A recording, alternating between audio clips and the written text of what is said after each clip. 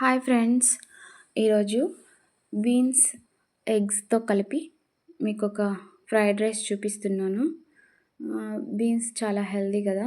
బీన్స్ని ఈ విధంగా పల్చగా కట్ చేసుకోవాలి, అడ్డంగా కాదు.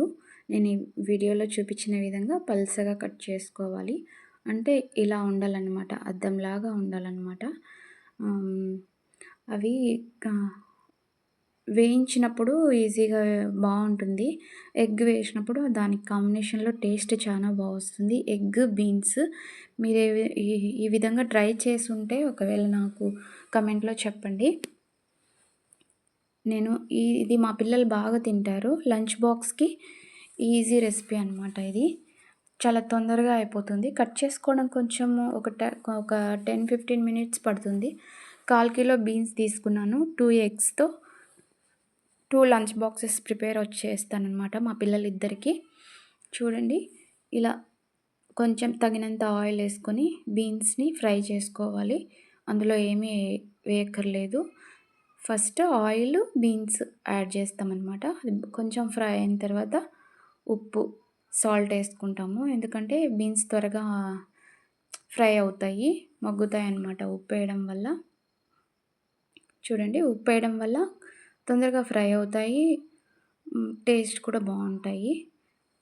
ఈ విధంగా ఫ్రై చేసుకుంటున్నాము. చూడండి, ఫ్రై అయిపోయినాయి కదా.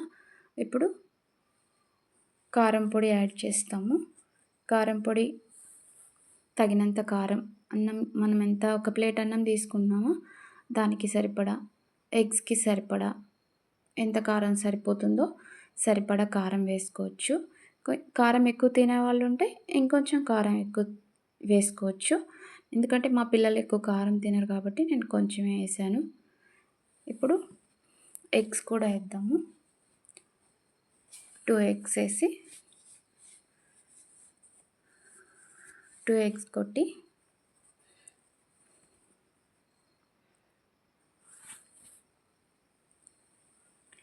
బీన్స్ తినడం వల్ల 1 కేజీ మటన్ తిన్నంత ఎనర్జీ వస్తుందంట అండి. పెద్దవాళ్ళు చెప్తారు కదా, మా అమ్మమ్మ చెప్పేది. బీన్స్ తింటే చాలా హెల్దీ. బీన్స్ అదే ఫ్రై కానీ కూర కానీ చేసుకొని తినడం వల్ల 1 కిలో మటన్ తిన్నంత ఎనర్జీ వస్తుందంట బీన్స్ తినడం వల్ల. ఇలా ఫ్రై అయిపోయింది కాబట్టి అందులో రైస్ వేసేసుకున్నాము. వేడి రైస్ కాదు, కొంచెం చల్లారబెట్టిన రైసే.